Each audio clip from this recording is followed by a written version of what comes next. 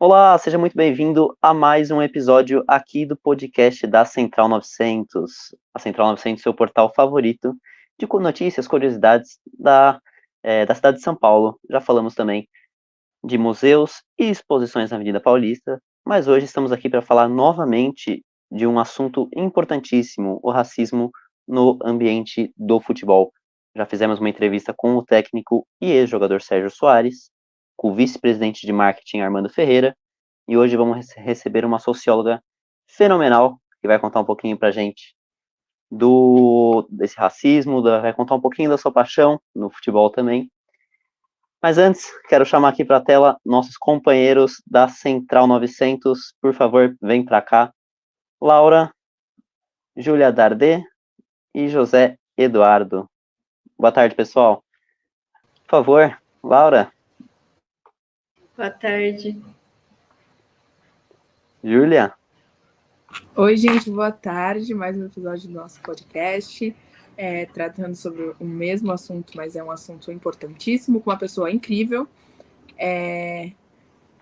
E estou super ansiosa para saber o que ela tem a dizer hoje. Zé. Boa tarde, pessoal. Muito feliz de estar novamente aqui no podcast da Central 900. Espero que todos gostem dessa entrevista, porque vai tratar mais uma vez desse assunto tão importante que é o racismo no ambiente do futebol. Então eu vou chamar aqui para a tela a nossa convidada Aline, que também vou ler aqui para quem não conhece a Aline, formada em Ciências Sociais pelo Centro Universitário da Fundação de Santo André, lá no ABC Paulista, e tem mestrado de História Social pela PUC São Paulo. Há 8 anos, a Aline ministra e dá aulas no Instituto Federal de São Paulo, com atuação principalmente nas áreas de Sociologia, História Política do Brasil e Sociologia da Educação. Aline, seja bem-vinda ao podcast da Central 900. Muito obrigada, muito bom estar aqui com vocês, para falar de um assunto realmente muito relevante, né? Socialmente relevante, esportivamente relevante, então, muito legal bater esse papo com vocês. Então, Aline, para começar aqui, muito prazer, sou Arthur Marim.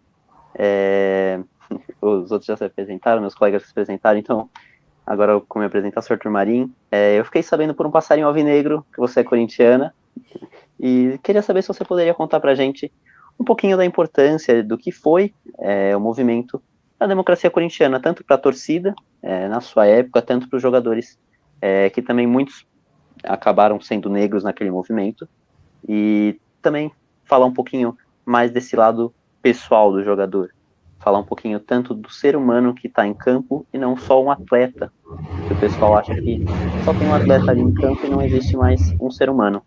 Você poderia falar um pouquinho para a gente dessa importância da democracia corintiana, que foi não só para o Brasil, mas também, mas principalmente para o Corinthians?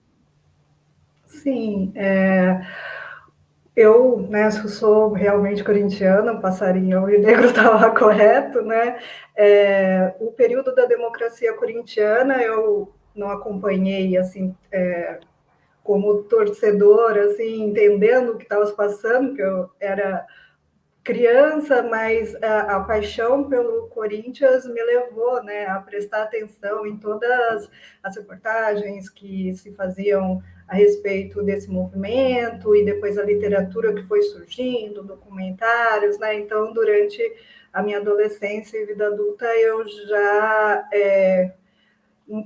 acompanhei, né, tudo que eu podia sobre esse movimento com um certo orgulho, né, de ser corintiano e de ver um movimento tão importante, único no futebol como a democracia corintiana, né? Então, foi um movimento ali dos anos 80, final, né, do período da ditadura no Brasil, né, já estava numa fase de abertura, mas a ditadura ainda, né, estava no poder, ainda estava no controle do Estado, e a gente vê uma manifestação como aquela que tratava de temas tão amplos e tão importantes para o Brasil, né? Falava de democracia frente à ditadura, falava da relevância, né, do futebol como uma manifestação popular, para ter esse espaço de discutir coisas tão importantes e de forma acessível para os torcedores, para a população brasileira em geral. E, como você falou, né, contando ali com muitos jogadores negros que, por conta, né, de estarem no Corinthians, de estarem dentro desse movimento da democracia corintiana, também puderam, né, expressar, né, a sua preocupação e o seu ativismo com relação ao racismo, né? Então, a gente tem, por exemplo, o Vladimir, que eu acho que era um dos mais, né, atuantes nesse sentido, dando entrevistas, falando um pouco sobre essa experiência de jogador negro no Brasil, falando de Zumbi dos Palmares, né, trazendo, né, essas figuras importantíssimas para a história do Brasil e da população negra no Brasil, mas que na mídia naquela época não tinha tanto espaço, né? Então, realmente é um movimento que teve bastante importância, assim, né? A gente vendo hoje, parece talvez algo comum, algo banal, você falar, né, de racismo, você trazer a memória de Zumbi, mas naquela época, né, no Brasil dos anos 80, começo dos anos 80, final de um período de ditadura, isso não era tranquilo, não era comum, então foi um movimento bem interessante mesmo. Aline, nós também gostaríamos de saber se você concorda com a ideia de que o futebol, além de unir as pessoas, ele também acaba trazendo um pouco desse lado do preconceito, da discriminação que é feita por muitas pessoas nesse ambiente. Sim, o futebol, ele tem uma coisa de ser um microcosmo um pouco, né, do que é a sociedade, né? Então, ele está dentro da nossa sociedade brasileira, capitalista, e ele traz muita potência, né, mas também muitos problemas, como é a nossa sociedade. Então, a união vem, né, entre os membros de uma mesma torcida, ela vem em momentos, né, de Copa do Mundo, onde os vários clubes, né, estão ali representados numa seleção e a questão da nacionalidade aparece também momentos difíceis, né, onde a solidariedade acaba falando mais alto do que as rivalidades, como a gente tem visto agora recentemente no caso do Rio Grande do Sul, como a gente já viu no acidente da Chapecoense, né, quando as diferentes torcidas, os diferentes clubes, os diferentes atletas se unem, né, por uma mesma causa, no mesmo sentimento de solidariedade. Isso é muito bonito e é muito importante que o futebol também manifeste isso, né? Mas, como você falou, também é um ambiente cotidianamente muito propício para o surgimento de preconceitos, de rivalidades apaixonadas, no sentido de ter menos racionalidade e colocar uma espécie de vale-tudo, né, quando se trata de torcida, quando se trata de competição. Então, sim, o futebol ele traz isso, né? Ao mesmo tempo que traz uma potência de união e solidariedade, também traz uma potência de rivalidade, de competição, de adversidade, onde muitas vezes não se pensa, né, na profundidade do que é dito, nas consequências dos atos e palavras. Então, é exatamente isso, né? E isso, às vezes, é uma forma com muito foco, com muita mídia em cima, mas reproduz um pouco do que a gente vê no nosso dia a dia, né? Então, as pessoas normalmente se tratam de maneira cordial, educada, civilizada, como diziam alguns, não gosto muito dessa palavra, mas num momento de estresse extremo, de a adversidade, né, de raiva, muitas vezes é nessa hora que as pessoas que até então não se mostravam racistas, é nessa hora que partem muitas vezes para ofensas de cunho racista, porque é um momento de pouca reflexão e que vem à tona aquilo que está ali, né, mais encoberto aí dentro da nossa cultura, dentro da nossa história, como esse julgamento, esse preconceito, essa discriminação racial. Então, no futebol, como esse estresse, essa pressão, essa competição, ela faz parte, né, do dia a dia do futebol, a gente acaba vendo isso com bastante frequência, né, ofensas homofóbicas, como também já é um tema algumas vezes discutido, e principalmente, né, o que a gente tem visto com maior frequência, ofensas racistas. Deixei de falar algo que eu começo a falar, né? Às vezes me perco. Acho que a senhora conseguiu responder bem a pergunta. É que é realmente isso, no momento do futebol, nós que costumamos, as pessoas costumam frequentar os estádios e viver esse momento, ver que diferente do que acontece na rua, que uma pessoa realmente não faria. No seu dia a dia, acaba fazendo no estádio, ofendendo as pessoas com xingamentos e até agressão só por causa da sua cor, da sua raça. Então, acho que a senhora conseguiu responder bem, retratar assim, dessa Sim, forma.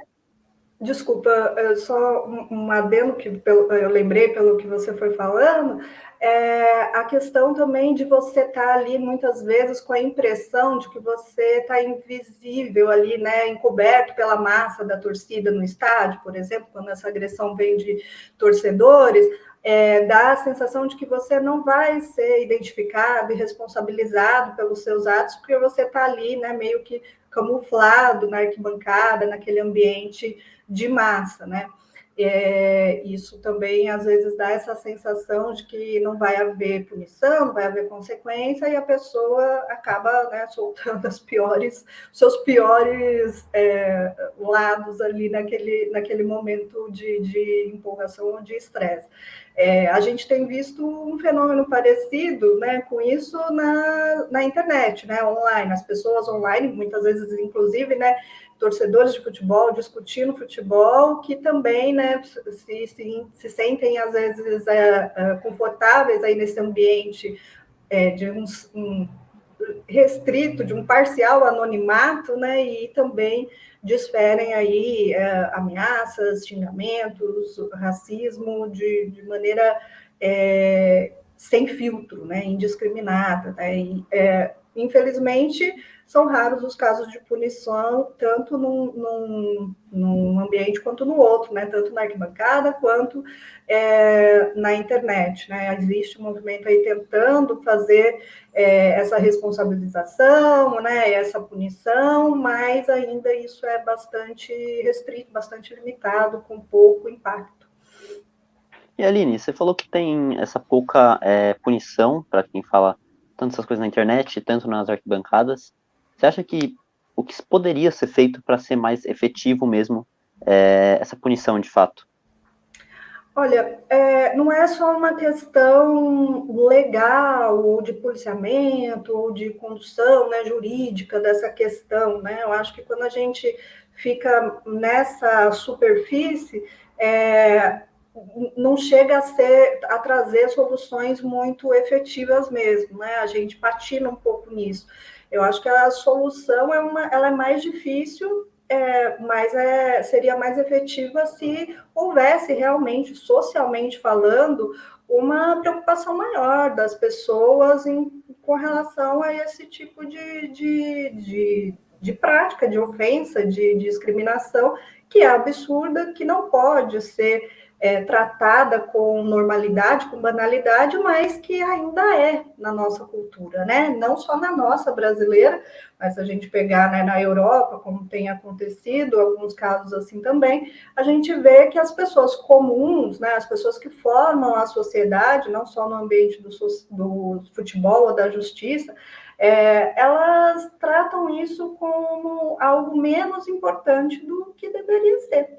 Então, não existe uma pressão social para que essas atitudes sejam realmente, né, responsabilizadas, punidas, e tenham uma consequência, né, de aprendizado sobre isso. Não, as pessoas tratam como algo banal e aí também não há uma pressão para que essa punição seja adequada, né? Então, os fenômenos continuam se repetindo. E você acha que tem uma diferença, se essas ofensas têm uma classe, se elas vêm de uma classe mais específica, direcionada aos torcedores? E se sim, tem diferença na punição de ambos os lados? A questão de classe, assim como o racismo, também perpassa, né, tanto a percepção desses fenômenos quanto as consequências para quem, né, cometem essas ofensas e esse racismo. A gente sabe, né, no dia a dia, no cotidiano, existe sim, né, uma questão de classe associada ao racismo no Brasil, principalmente, mas não só no Brasil, que a maioria da população negra no Brasil faz parte da camada trabalhadora, com renda menor, né, com acesso a direitos ainda, né, limitados, se a gente comparar com a população branca. Então, assim, seria algo muito simplista, a partir daí a gente falar, então, né, a população pobre, negra, ela é alvo do racismo, enquanto a população branca, mais enriquecida, é a classe que é a ofensora, né? Não é simples assim, porque as ideias racistas, elas não estão presentes, né, só na elite econômica do Brasil, na classe mais elevada do ponto de vista econômico, político, né? A gente vê também reprodução de racismo dentro de ambientes só praticamente restrito às classes trabalhadoras. Então, assim, e outro fenômeno que a gente vê muito ultimamente, né, com essas questões de racismo no futebol, muitas vezes torcedores, né, que não seriam lidos como brancos, né, principalmente se a gente falar em questões de Europa ou Estados Unidos, né, eles não seriam lidos como brancos e proferindo, mesmo assim, ofensas racistas, ostentando símbolos nazistas. E aí a gente vê que esse problema ele é muito mais complexo do que, né, apenas limitado a essa questão de classe. Então, o racismo, enquanto fenômeno, ele perpassa todas as classes, né? Então, não tem essa distinção clara, né, entre as classes. No entanto, quando a gente fala de punição, sim, né? Então, quando a gente vê alguém, né, sendo preso ou respondendo juridicamente por alguma forma, né, de ofensa racista, aí a gente percebe uma grande diferença, né? Se é uma pessoa, isso não só com relação ao racismo, mas com relação a qualquer infração ou crime no Brasil, a gente percebe esse tratamento diferenciado, né? Se é uma pessoa com menos poder aquisitivo, com menos acesso a advogados, né, e até espaço na mídia, né, a punição ela é mais exemplar, enquanto se for uma pessoa já mais de classe média, mais pertencente a uma família mais influente, com acesso a bons advogados, a situação se resolve de uma outra maneira, né, muito mais suavizada. Então, quando a gente fala de punição, aí a distinção é bastante clara, bastante importante. Outra questão que eu também chamaria atenção, né, para falar de classe e de punição, Eu acho que tem um outro problema aí, que é referente também à individualização, né, dessa responsabilidade e dessa punição. Então, quando a gente vê um fenômeno de racismo no futebol, a gente vê que quando existem, né, medidas assim de tentar, né, conter esse tipo de ação, a gente vê focado no indivíduo, né, que proferiu, né, essa ofensa. Isso faz sentido juridicamente, né, já que a pessoa é realmente responsável por aquilo que fala, por aquilo que faz, mas a gente vê assim pouca atuação dos clubes, né, das diretorias, dos envolvidos que realmente lucram com o futebol, né, seja na esfera dos clubes, seja na esfera das confederações, das organizações que mandam no futebol, né, nacional e internacionalmente. Esses manda-chuvas também se envolvem muito pouco nessa questão, não estimulam, né, medidas mais efetivas e tampouco são responsabilizados por qualquer negligência desse tipo, né? Então, há também aí uma questão de classe nesse sentido de que quem realmente teria o poder, né, de fazer algo mais impactante com relação a isso dentro da esfera do futebol, não o faz e fica por isso mesmo, né? Então a gente fica ali naquela cobrança dos indivíduos, que né, ou seja, o ofensor, seja o atleta, né, que sofre ofensa, como ele se posiciona, né, o que ele faz perante a isso, mas em termos sociais ou em termos de quem realmente comanda o espetáculo todo, pouco é feito e pouco é cobrado. Aline, enquanto você falava, eu pensei nessa questão que quem até acaba proferindo palavras de cunho racista são pessoas negras, são pessoas pardas. E a gente recebeu aqui na última sexta, e o Armando Ferreira é o vice-presidente de marketing da Associação Portuguesa de Esportes, que lançou uma camisa contra o racismo, uma camisa toda preta, que traz de volta toda a origem dos ídolos negros do clube. E em muitos comentários da internet, quando essa camisa foi lançada, até mesmo pessoas negras comentando que era bobagem, que era uma coisa aqui desnecessária de fazer, mas a rejeição foi foi bem baixa, como a gente falou aqui no podcast. Então, é uma coisa que acaba ficando até sem nexo. Mas uma coisa que eu queria até saber, não sei se a senhora acompanha, mas imagino que também seja uma questão de classe também, porque o ambiente do futebol, querendo ou não, ainda é muito machista, desde sempre foi muito machista, e com essa ascensão um pouco do futebol feminino, no futebol feminino a gente pouco vê, vamos dizer assim, notícias falando que jogadoras sofreram racismo. Então, você acha também que essa questão da classe social no futebol feminino também é diferente, por ser um pessoal, vamos dizer, mais consciente, um pessoal mais atualizado? Por isso que não tem tantos atos racistas no futebol feminino? Interessante sua pergunta, que aí realmente a gente vai expandir um pouco a discussão, porque aí a gente pode falar um pouco assim de cultura masculina e feminina, né? Seja nos ambientes esportivos ou não, né? Infelizmente, também não é um fenômeno brasileiro, é uma questão, né, mundial. A gente tem a masculinidade muito associada a uma certa agressividade, né? Então, se espera, muitas vezes, de sujeitos masculinos, homens, uma postura mais aguerrida, no sentido de uma virilidade, de uma agressividade, que é naturalizada, né, dentro desses ambientes masculinos. Então, assim, é muito comum a gente ver entre meninos ou homens, né, eles brincam se xingando, né, tem rompantes de agressividade, mesmo dentro de situações banais. isso é muito tolerado, né, dentro dos ambientes mais masculinos, né?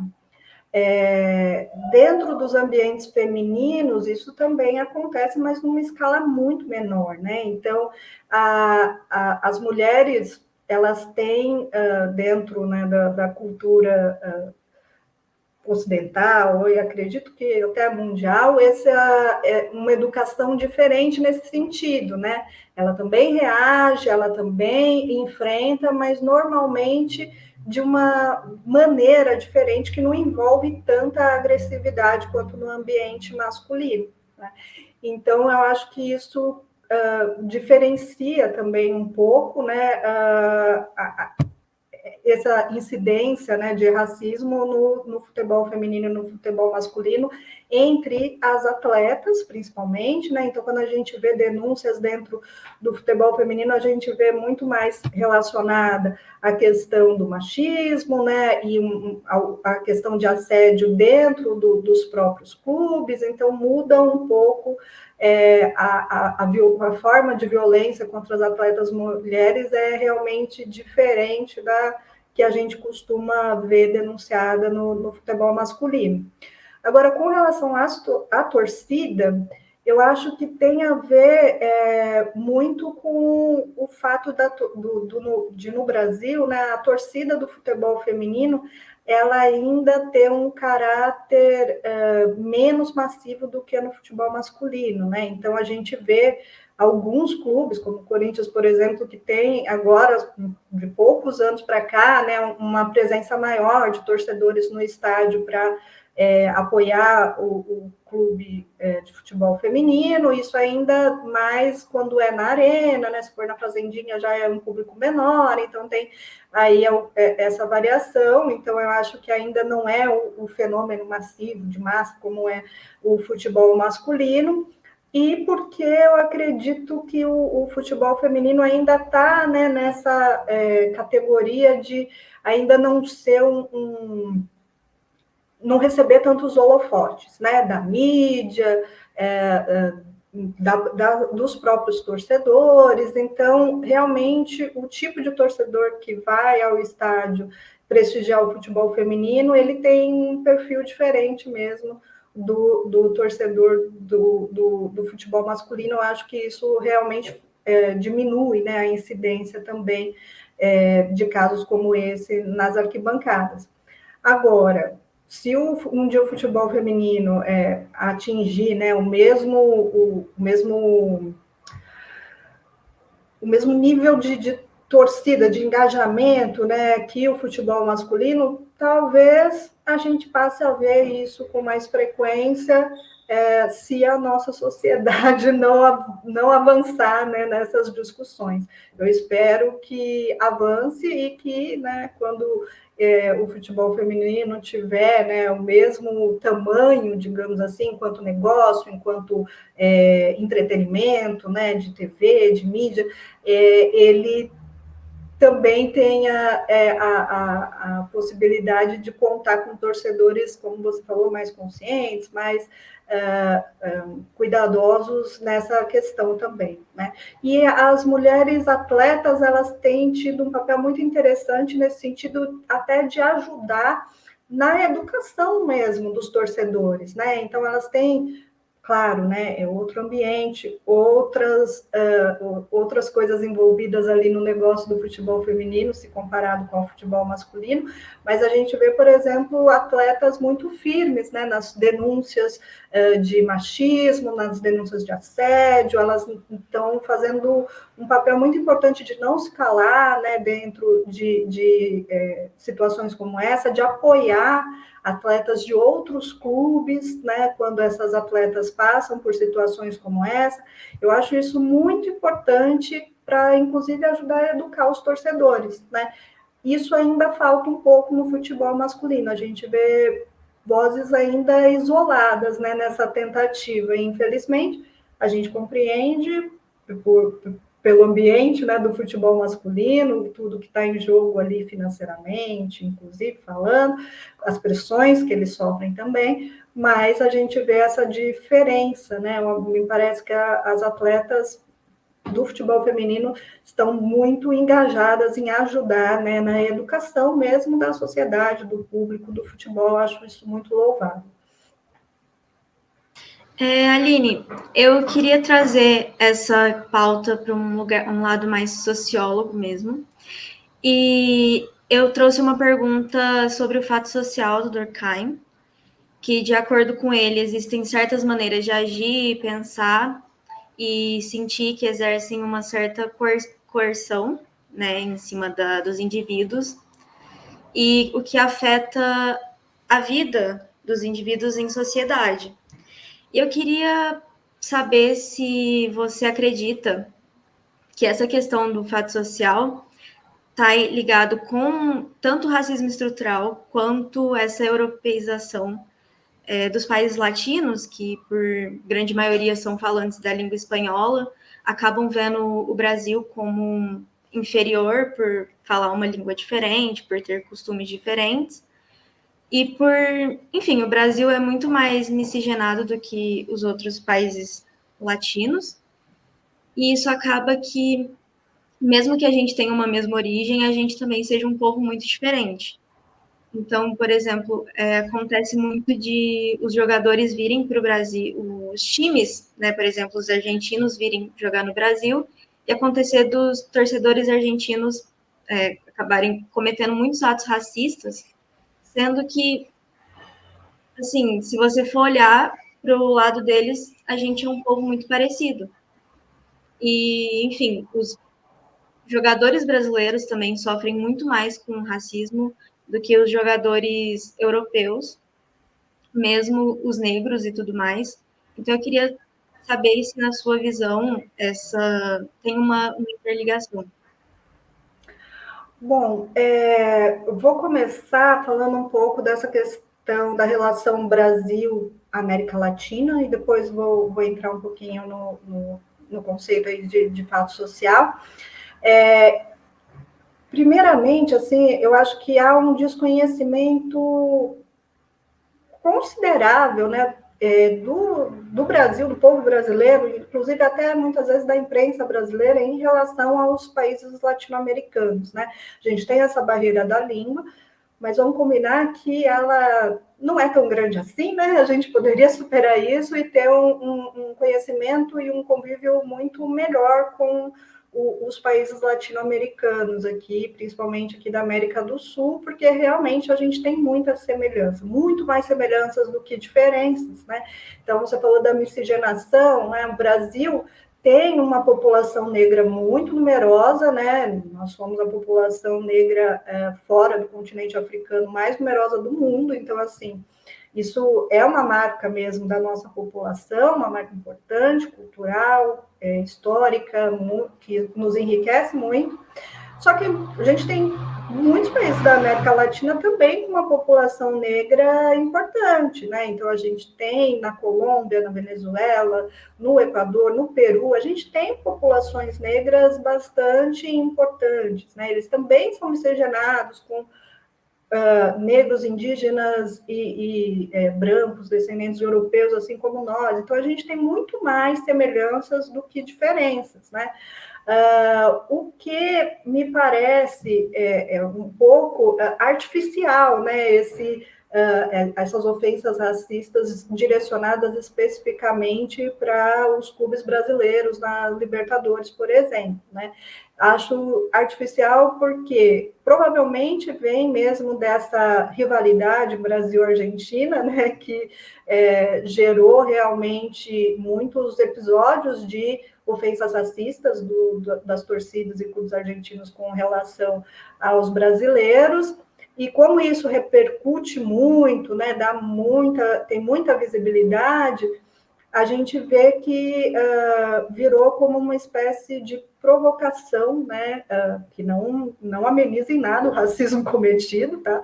Mas uma espécie de provocação mais frequente com relação das torcedores da América Latina com relação aos brasileiros. Então, me parece um pouco artificial isso se a gente pensar realmente na composição da população desses países e desses clubes, né, não teria muito motivo para o Brasil sofrer isso, enquanto os outros clubes não. A gente vê clubes argentinos com muitos atletas claramente de origem indígena, ainda que eles possam não se considerar descendentes de indígenas, está ali, né, no rosto deles essa herança. Então, não faria sentido isso do ponto de vista da composição da população. Aí eu vou para a parte sociológica que você falou, né, do fato social, do Durkheim. É muito interessante a gente discutir isso, porque o Durkheim, ele coloca, então, esse fato social, né, que estaria numa consciência coletiva e que exerce essa pressão sobre os indivíduos para que eles ajam dentro de um padrão, né? Isso seria uma forma de você explicar, né, essa frequência, essa repetição de ofensas racistas direcionadas aos brasileiros, como se fosse parte, né, de uma cultura coletiva que é mais forte do que a racionalidade do indivíduo e acaba ali, né, sendo expressa ali nesse momento do futebol. Mas eu gostaria de lembrar que esse tipo de explicação do Durkheim, ele então coloca, né, nessa consciência coletiva que seria algo externo aos indivíduos, e os indivíduos apenas numa situação mais passiva, né, de reproduzir esse tipo de ideia, de pensamento e de ação, né, como se ele não tivesse força, né, de julgamento, né, perante a força desse fato social. Não gosto muito dessa explicação, acho um pouco insuficiente, né? Então, o Durkheim é um clássico da sociologia, mas não me parece a melhor explicação. Gosto mais da explicação que leva esses fenômenos culturais para o campo da ideologia, né? Porque a ideologia, ela tem sim, né, uma força, né, de ser disseminada, de ser entranhada, de ser recebida pelos indivíduos aí que compõem uma cultura, uma sociedade, mas ela não elimina o poder de julgamento também do indivíduo frente a esse pensamento dominante. Então, a gente passou séculos, né, como países colonizados aqui na América Latina, onde essa cultura europeia, né, de superioridade europeia, racista, foi a regra, né, era disseminada de maneira indiscriminada. Então, a gente sofre, né, com essa pressão, com essa herança, né, cultural, histórica, mas também a gente tem a possibilidade, enquanto indivíduo, enquanto cultura, de compreender isso, né, de aprender sobre essa nossa história e essa cultura dominante que imperou aqui durante tanto tempo e ainda hoje, né, tem muita força, mas a gente pode perceber, né, a quem ela beneficia, né, a quem ela exclui, e a partir daí fazer a crítica dela e mudar, né, esse padrão. Então, esse racismo estrutural existe, né, como você falou, historicamente. Então, essa cultura dominante racista está entranhada no nosso poder político, no nosso poder jurídico, na nossa justiça, ela se reproduz também por aí, né, nessa pouca preocupação, nessa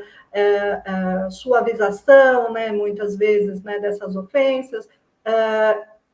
Então, esse racismo estrutural existe, mas nós somos aí uma cultura viva, em construção e reconstrução, e a gente pode perceber de onde isso vem, perceber que consequências isso gera, quem eles realmente afetam, e nos colocarmos no lugar de mudar, né, essa cultura dominante e não mais admitir, né, ou se eximir da responsabilidade de transformar. Essa é o meu caminho preferido aí dentro da sociologia, né? Então, não vou tratar racismo como um fato social, vou tratar como ideologia, e uma ideologia que pode e deve ser transformada, ser eliminada, ser tratada como o que realmente é, que é uma discriminação infundada, injusta, que não deve ser perpetuada. Bom, Aline, para finalizar, a gente queria saber... Meu áudio acho que bugou um pouco.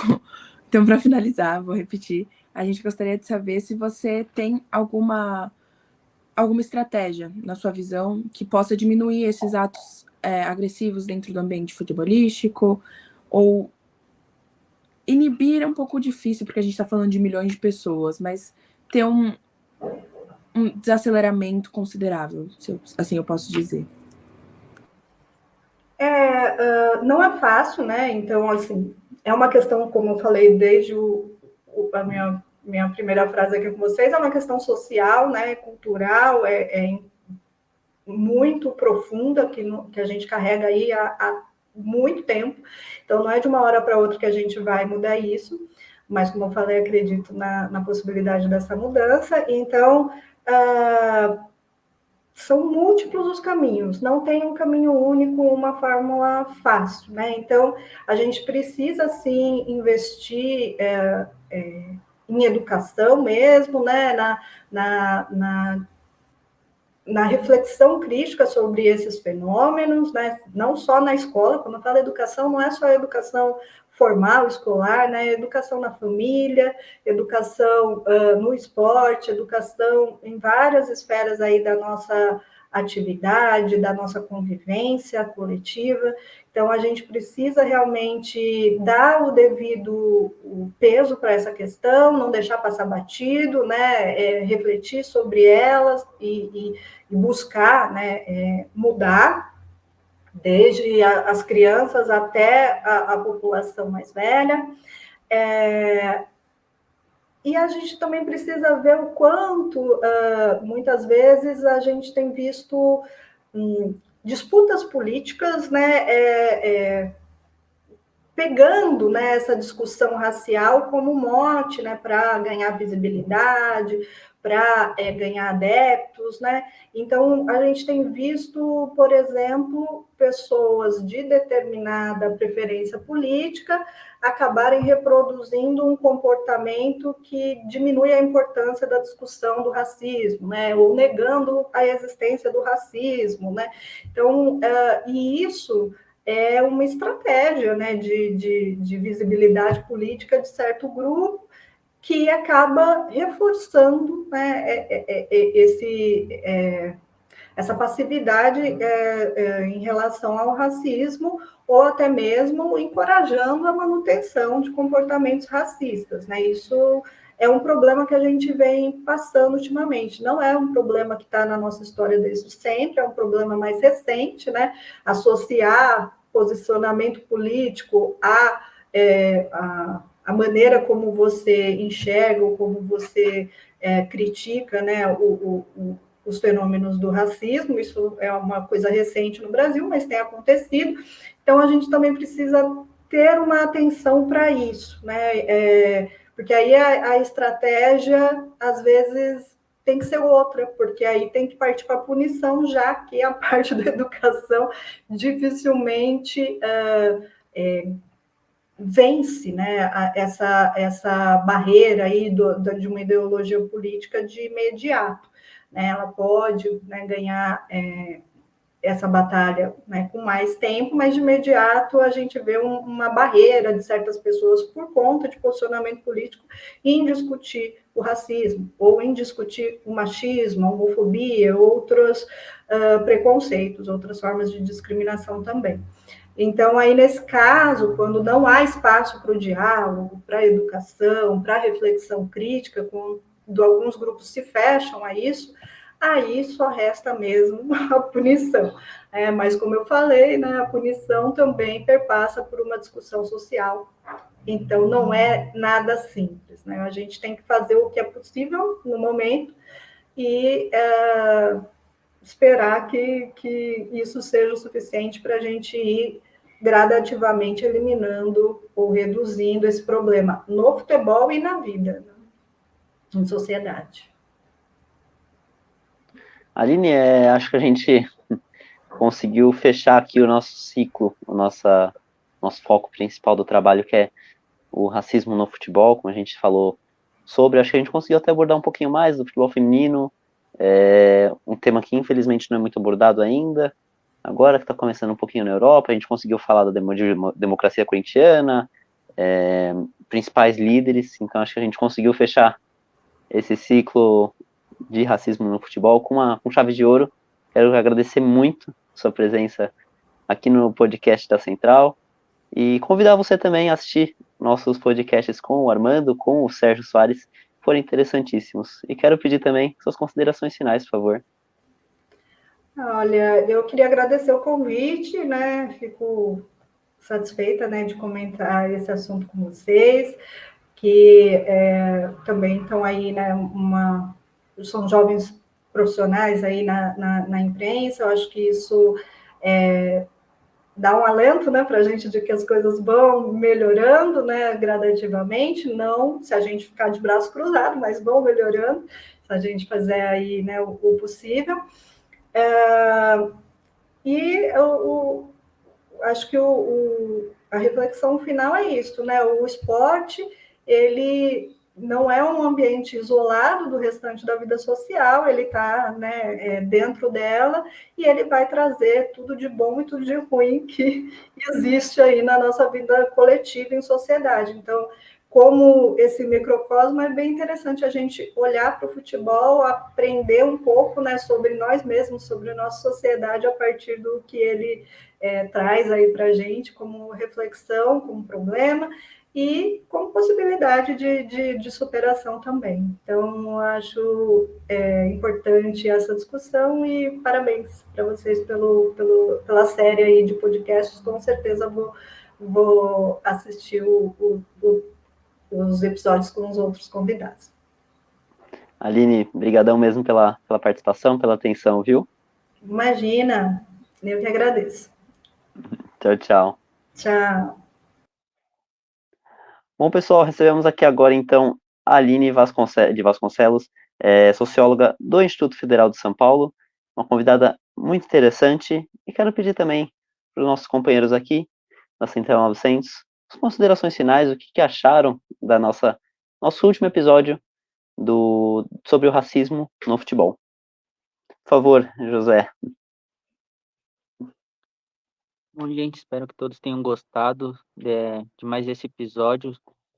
Lembrando que esse assunto deve ser discutido, e foi muito interessante escutar as palavras da Aline, e que isso seja levado adiante, que não só a gente aqui possa ficar discutindo, mas que vocês que estão escutando possam também levantar essas discussões em alguns momentos, refletir sobre. Então, muito obrigado aí para quem acompanhou, e não esqueçam de seguir a Central e acompanhar todos os nossos conteúdos nas outras mídias.